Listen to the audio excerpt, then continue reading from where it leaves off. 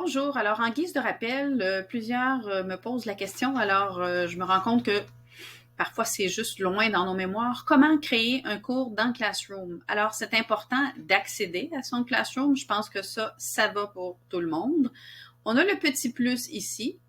Donc, on doit cliquer sur le plus et on doit choisir créer un cours. Si vous n'avez pas l'option créer un cours, c'est important de communiquer avec le service du support technologique du centre de services scolaires afin qu'il vous ajoute cette option parce que parfois, ça peut arriver que cette option n'est pas là pour vous.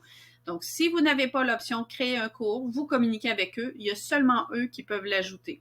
Donc, on va créer un cours. Je clique. Je choisis un nom pour mon cours. Donc, français. Français.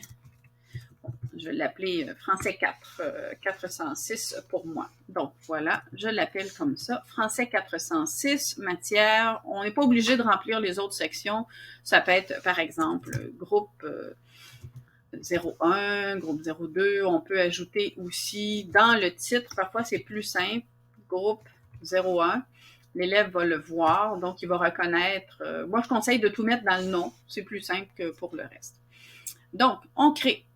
Il y a un certain délai entre le moment où on clique sur créer et la création du cours, puisqu'il y a toutes sortes de paramètres qui doivent s'authentifier. Donc, on a un cours qui est créé. Alors, c'est comme ça. Et ensuite, on va ajouter ses participants.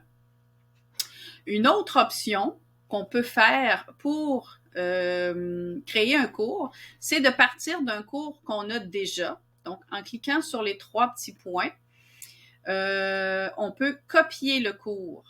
Donc, en copiant le cours, on copie tout ce que contient le cours. C'est pratique quand on a déjà des modules d'intégrer ou des documents, mais on ne copie pas les participants. Ça, c'est important. On va devoir réinviter les participants que l'on veut réinviter. Donc, ce sont les deux options. Voilà.